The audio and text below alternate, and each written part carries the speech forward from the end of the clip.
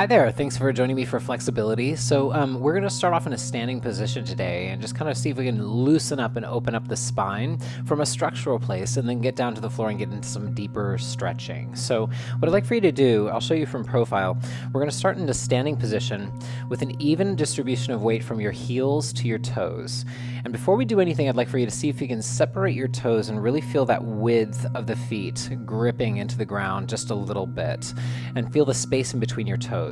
So in this neutral stance with your feet very, very parallel, feet spread through the toes, from here go and place your hands on your hips, and what I'd like to do is peel through the spine from the top of the head just to the tops of the shoulders.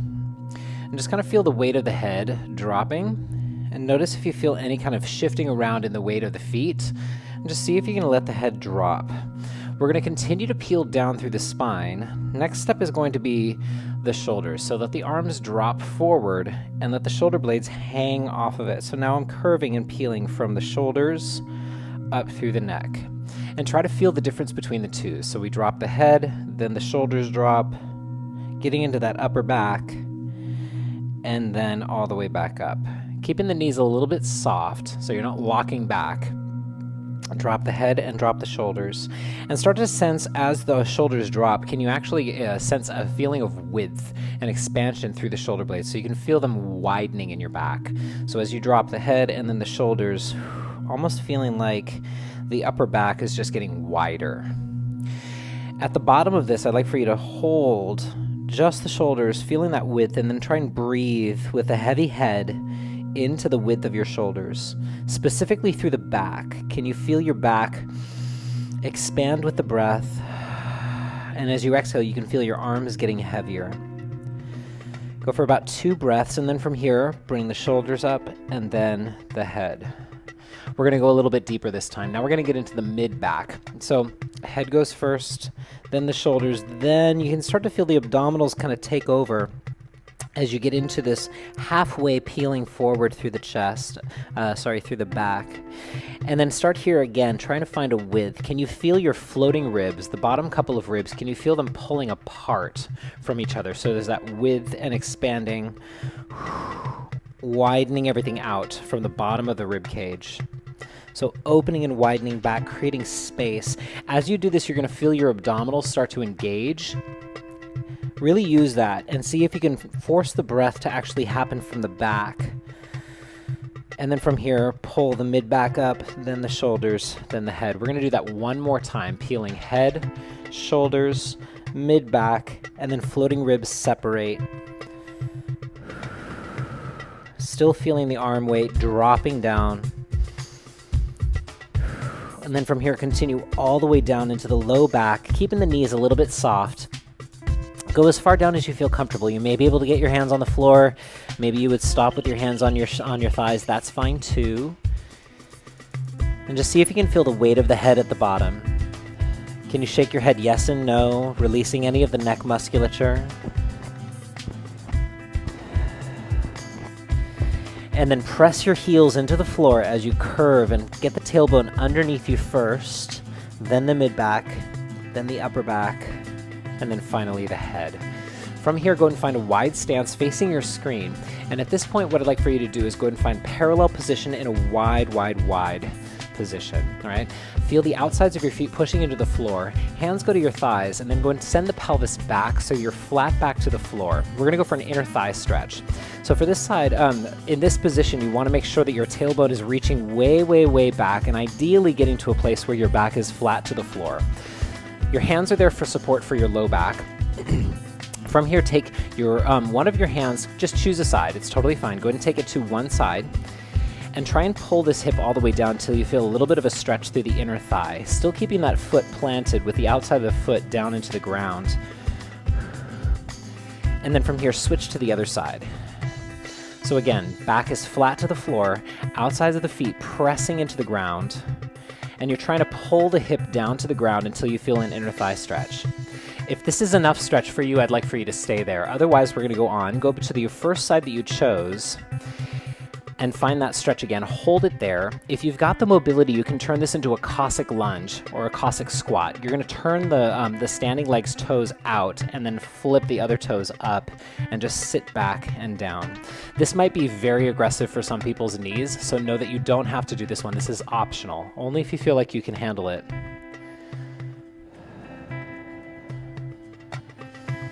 Give it about 2 breaths. And then from here, go ahead and press the outside foot onto the floor, turn the toes inward, and come back to the stretch that we had before.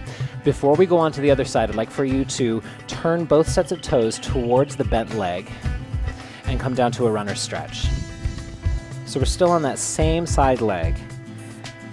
In this position, I'd like for you to feel like somebody's pulling your heel out so much that you can feel a stretch and a lengthening through the thigh bones. So it's an active pull back, away from your belly button. Try to keep all of that length as we go ahead and lower the bottom knee down, and then push into the front thigh until the chest can lift. Check in with your hips, make sure that you haven't opened out to the side. Your hips should be square to the front foot. Same thing with your shoulders. Now from here, squeeze your butt so you can feel a little bit of a stretch through the hip flexor. This is level 1. Level 2, you can take your hands behind you, clasp your hands, and draw the knuckles down your backside and open the chest. This is called Pegasus stretch. So I'm squeezing the butt, that's the most important ingredient. And then from there, the shoulders roll back and open, giving you a little bit more space to breathe into the chest.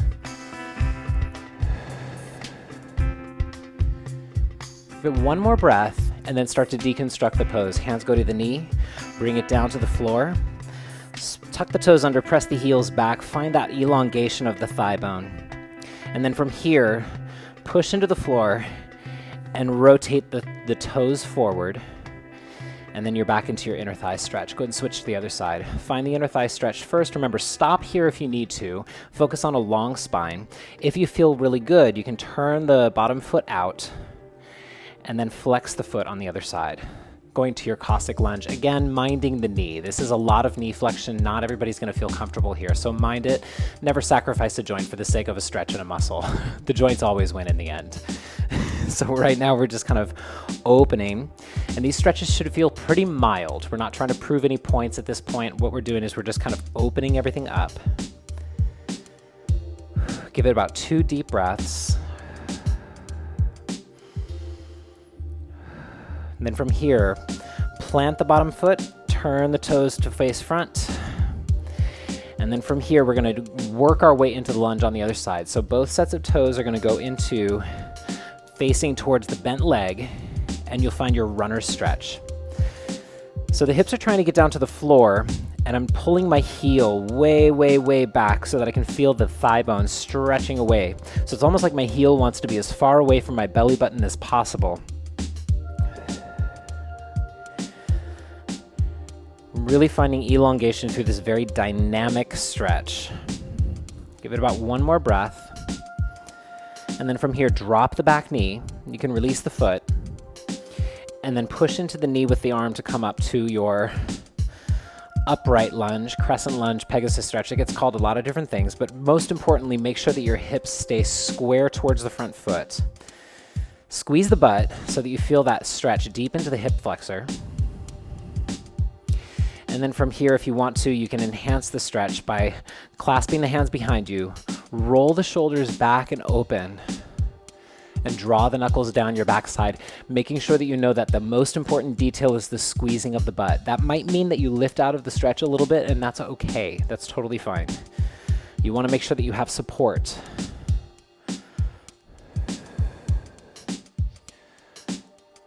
Give yourself 1 more breath here. And then hands to the knee, then to the floor. Start to deconstruct, press the heel back, find that long thigh bone. And then from here, go ahead and push yourself up, turn the toes to the front, and then come all the way back up to standing. Okay, so now we're going to get into the flows. So the idea with this class is that we take the more scientific approach for this, for dynamic flexibility. So what we're going to do is with these flows, I've got two of them, a short one and a long one. And the idea is we're going to go into each of the poses, feel how deep we can get into each of those poses, and then we're going to start one breath per pose, just flowing back and forth into those different poses. The idea, the concept before we get started is that in dynamic flexibility, you want to go into it statically the first time, find the depth of the stretch, and then find a way to flow into that same level of depth just a little bit quicker in a way that's basically teaching your body to own that range of motion, right? So for example, we're going to start off in a quadruped position on the floor. The first flow is only 2 poses. So let's go and construct those 2 poses and just hold and see how deep we can get into them. So start with your hands nice and wide on the floor so you can actually see the webbing in between your fingers. Your hands or your palms should be directly underneath your shoulders. Abdominals in towards your spine so you can actually feel elongation. Tuck the toes under so you're in your quadruped. Now from here, the knees should be underneath your hips. Now all you'd have to do to get into your pike position, or some people prefer to call it downward dog, that's totally fine, depends on where your training comes from. Yogis definitely will call this downward dog. We're going to go into heels pressing into the floor as the sits bones go way high. The chest is going to drop to the floor. Your eyes start to look into towards your toes. So the heels are going to ideally stretch down to the floor. Sits bones are going to be reaching upwards, so you feel 2 lines of tension, heels down and hips up.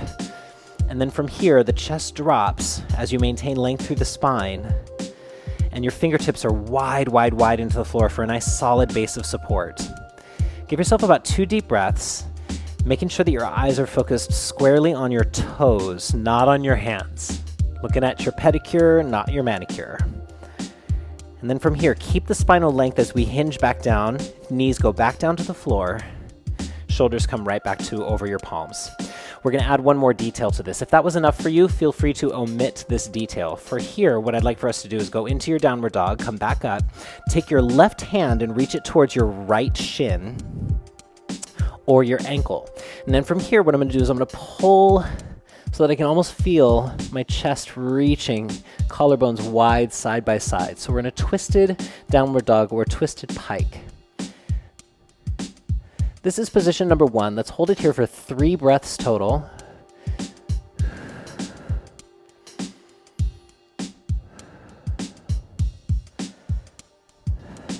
And then bring it back down to the square and then down to your quadruped again, okay?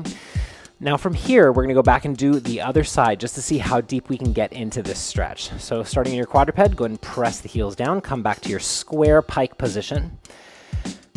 Collarbones wide away from the throat. Take your right hand and reach it to your left shin bone, or your knee or your ankle is totally fine. And then from there, try and find, it's not just I'm trying to pull myself under, I'm actually trying to create pressure and let the collarbones widen from side to side. So my collarbones are pulling away from my ears. And it doesn't matter how deep the twist is, we're just finding what feels right to you. The knees do not have to be locked straight, they could be a little bit bent. It's totally fine. As long as the sits bones are reaching upward, you're doing good. Give yourself those 3 breaths here.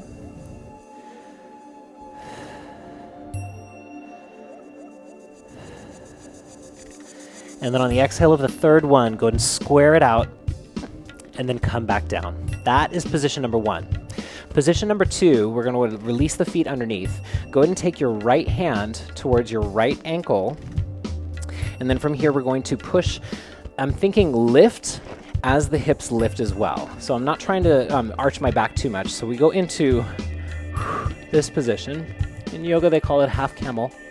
But for what we're looking for today is I actually want to think that my arm is kind of leading the way. The hips will press, yes. There are some people who say get your hips as far forward as possible. I find that a little compressive on the low back. So what I'd like to do is actually think I'm trying to go up rather than forward. So pushing into my ankle. So my hand is on my ankle and I'm pushing into it as I lift. So go ahead and take it all the way up. and reach. If this is really hard for you, right, you have the option of also using some sort of an elevated device, a phone book, even though we don't have those anymore, some sort of a firm, sturdy object. A yoga block works fantastically. You put it right beside the outside ankle, and you would use that to push up, okay? So right now, right hand to right ankle or your elevated device, and you're pushing it and squeezing the butt at the very, very top.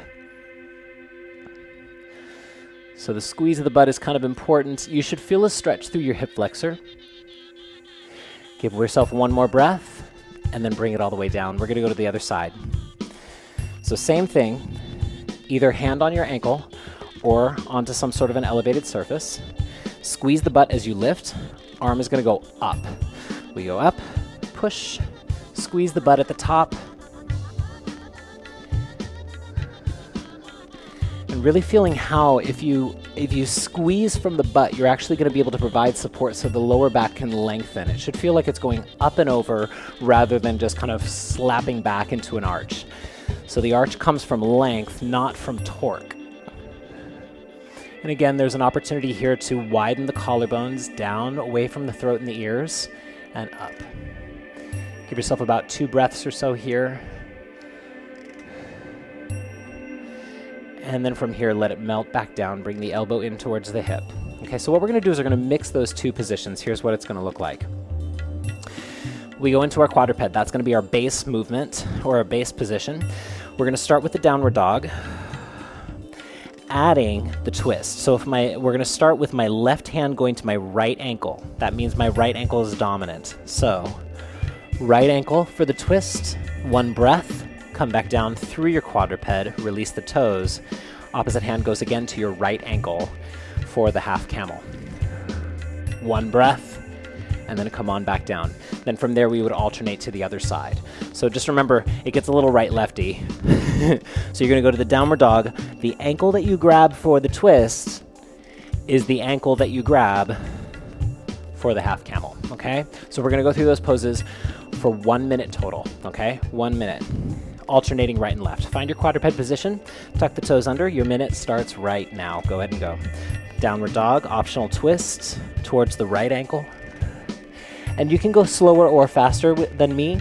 You just want to do about 1 breath per pose. Right hand to right ankle, half camel. So again, you can follow my pacing or go faster or slower as long as each pose gets 1 breath. Switching sides each time. Find the pike position, grab the left ankle, find the breath, and then bring it back down. Half camel, 1 breath. Let's go right and left one more time. Now remember, we're trying to get to the same depth that we achieved the first time, just a little bit quicker, by relaxing into each of the poses.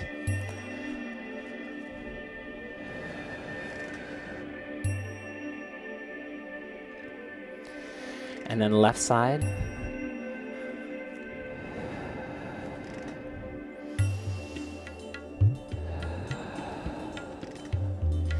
And then back down. I'm going to finish it out. Nice and easy. Good hip opener. Good one to create some space for your low back. Go and let yourself shake that out. So that's the concept of this class. Flowing flexibility is all about finding the depth of the stretch the first time through, and then when we go through it in the series, we're gonna go 1 breath per pose and see if your muscles can allow you to get to that fuller range of motion just a little bit sooner, and that's called owning your flexibility. So something happens in your stretch. When you go into a stretch position, the stretch reflex kicks in, and the muscle says, whoa, whoa, whoa, hold back. I don't know if I can trust this position. We're trying to get it to trust a little bit further, a little bit quicker, and that's gonna allow your flexibility to open up progressively over time. So keeping that in mind, we're gonna go into our second flow. This one's a little bit more lengthy. There are a couple of poses in this one. We're gonna start in a fire log. Fire log position is a little bit tricky for some people. This is a rotator thing. So you're gonna go and find this position with my left knee over my right. So both sides of the butt are on the floor, and you want to make sure that you have an equal amount of pressure on both sides of your butt. Go ahead and start by finding height by pushing your hands into the floor and rolling the shoulders back. So ideally in this position, you're getting toe to knee and knee to toe, right? In this position. Not everybody's gonna be able to do it. Some of you may actually find yourselves here a little bit.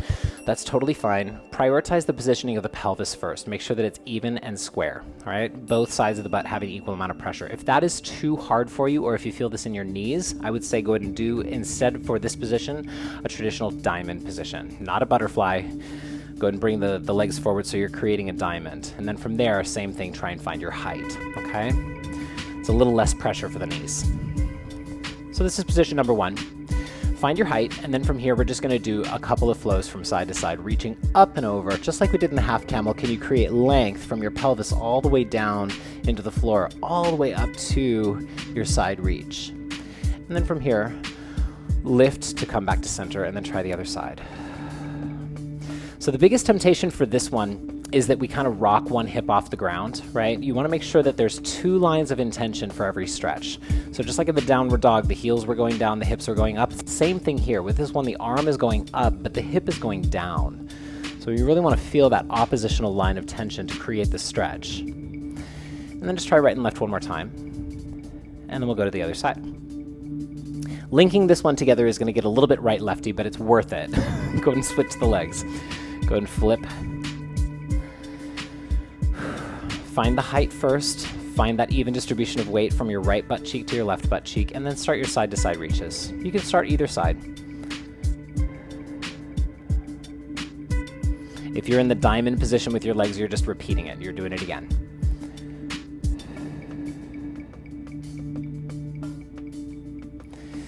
The next one is going to be a weird one, so I got to kind of show you this one.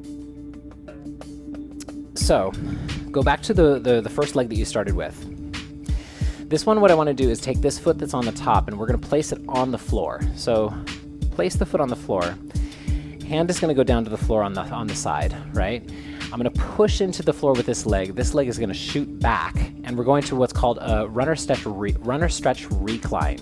This whole series is for your abductors, the side muscles of the hips. So with this one, what we want to do is go almost as if we were going to go back to that runner stretch, but we're going to turn the front foot out a little bit and drop the opposite hip. So in this case, my left leg is in front, my right hip is going to drop down, and you can put your knee on the ground, and I'm trying to twist with this thigh bone nice and long, pulling away, and I'm dropping the hip down to the floor. You're going to feel a stretch. I'm going to move this leg out of the way so you can see, all the way through this part of your hip.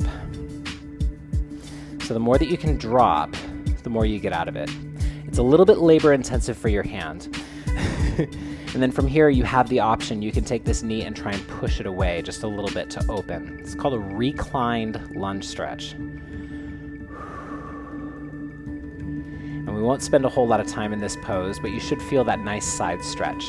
And then from here, we're going to go back to the fire log, tuck the knee under, and then switch to the other side. Flip the legs. And we're just going to toggle between those 2 positions. So start by elongating the spine, pelvis to the floor. Good. Once you feel like you're centered, practice getting this foot down to the floor. You can do it with your hands if you need the assistance. So you're going to rock over, push into the floor with this hand and this leg as you rock and shoot the leg back, almost as if you're going to go to a lunge, but then you drop the knee and let it sit. So I'm trying to get my chest and my hips to open to the front. So this foot helps to kind of turn out a little bit. And I'm trying to keep my thigh long and out to the side. So sometimes when people do this one, the knee kind of stays tucked in, and you'll get a stretch in your glute medius, which is nice, but you actually want to keep it lengthened as much as possible. The further down away from your belly button that knee can get, the more you get out of this. So you're just dropping into it and reclining and looking for that stretch through the side of the hip and the torso. Kind of a weird one. It feels a little bit lazy, but as long as you're actively pushing into the floor with that arm, you should be okay.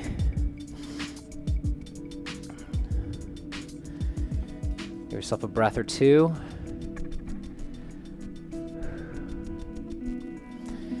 And then come on back. Push yourself with the hips up. Tuck the knee under. And then let's go back to the original side fire log or diamond stretch.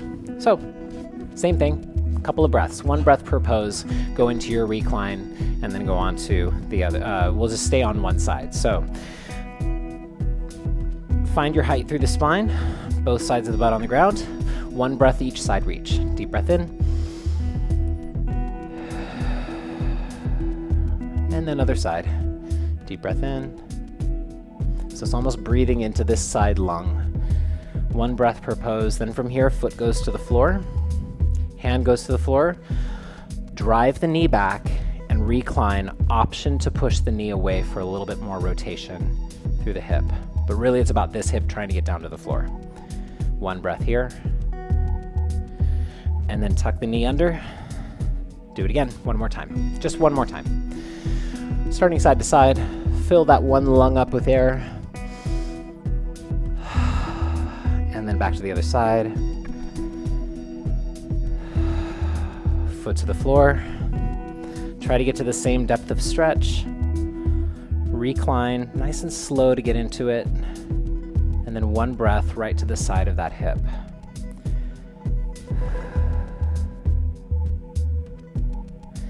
And then recline back into your fire log or diamond. Switch the legs. We'll go 2 times through on the other side. So starting off, even square hips, chest nice and lifted, no clenching in the low back, just finding length and lift. And then start your side reaches. 1 breath.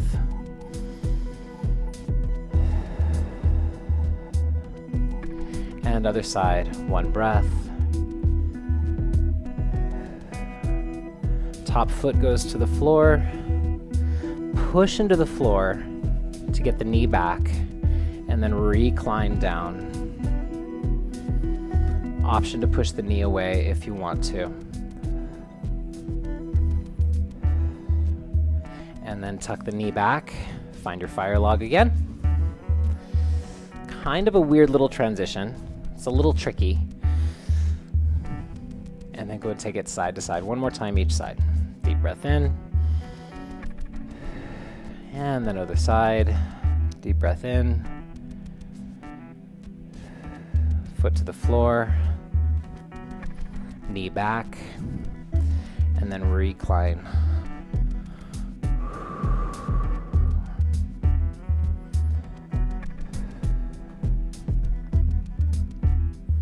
And then bring it back to neutral. All right, so last thing that I'm gonna finish with, we got the outsides of the hips, let's go to the inner thighs. So for this one, what I wanna do is go and find a center split kind of position. Don't go to the full center split. This one, before we get into it, it's gonna look like, oh my God, you're trying to go for your center split. This one really is about lifting out. So it's more upward than it is outward. There is outward driving, obviously, that's gonna be a part of it, but really try to prioritize the lift. So once you get to a position that feels good to you, if this is really, really hard for you, your elevated device is gonna come in handy again. You could use a foam roller, whatever, and you're just gonna sit. You wanna make sure that you're on a surface where you can get both sits bones firmly planted, right? So if you need to get something bigger, go ahead. But either way, go ahead and find this lengthened position. Hands are gonna go behind you, right behind your butt cheeks, all right? And then from here, you're gonna roll the shoulders open and just push down. So I'm not trying to arch forward because that's gonna compress my back. I'm actually thinking of pushing down with my hands so the chest lifts. And then from there, to enhance the stretch, I'm gonna push my heels out. So you have a triangle of reach happening here. The chest goes up and the heels are actively trying to push from the bottom of my legs out, all right? Stay here and breathe right into your heart space for just a second, feeling the collarbones lengthening down away from the ears. And just really feeling everything open. From here, take a deep breath in. As you exhale, let everything soften, and you can actually rock back onto your sits bones a little bit. Bring the hands forward, let the back curve for a second. We're gonna do that again, this time with the same lift, try and drive the heels out even more. It oftentimes helps me to feel like I'm spreading my toes, right? At the very, very end of the stretch. So here we go, one more time, deep breath in, press the hands into the floor, roll the chest open, collarbones down, lift the chest, and then press the heels away. Spreading the toes if you can. Remember, those hands are there to support the low back so you're not clenching through the low back. Just breathe, breathe, breathe, breathe, breathe.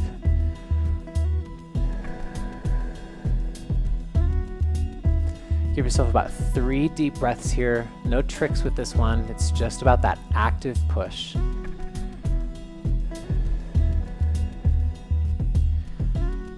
One more breath. And then let everything soften up. From here, go and take the hands, bend them behind the knees, bend them, and then slowly pull them into a comfortable seated position. So that is all that I have for you for today. Pretty short stuff, and hopefully I'll see you in class at some point for a full-size class where we can go even deeper. Otherwise, have a wonderful rest of your day. I hope you feel a little bit more joints like butter, you know? Hey, did you enjoy class? I hope so. So if you're interested in taking more classes with me, there's tons of ways to sign up.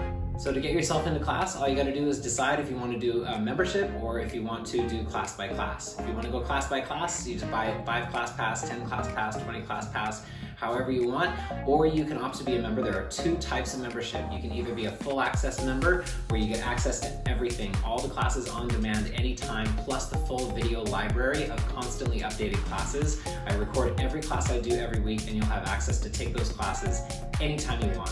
We also have the video only membership, which gives you the option to have access to that full library without going to the full throttle membership. Now that's for people who might have more unpredictable schedules, or maybe the class times don't work for you. That option is available to you as well. Plus, with membership, you also get access to full discounts. You get access to a lot of giveaways, tons of options with memberships. And you can choose from a huge variety of class types, from flexibility training classes like flowing flexibility, foam roll, all the way to strength conditioning, bar classes, ballotone classes, or some of the high intensity interval training like HIIT, Tabata. All that stuff is available to you. And just by having an active pass of any kind, either a membership or a class pass, you have access to an updated library of classes the whole time, whenever you want. And just by participating, you get to be a part of the rewards program, which is points that go directly towards dollars, which you can put towards free fitness gear, free classes, special events, membership payments, all kinds of stuff. So points equals dollars. You get points just simply by taking class, by being there, by showing up, by helping share on social media the things that you did with Ken Scott Fitness. Tons of ways to get points, tons of ways to spend them. Super, super fun, and it's super engaging as well. So I hope you like what you saw, and if you ever have any questions, you can reach out to me at ken@kenscottfitness.com. I'd love to hear from you, and hopefully I'll see you in class.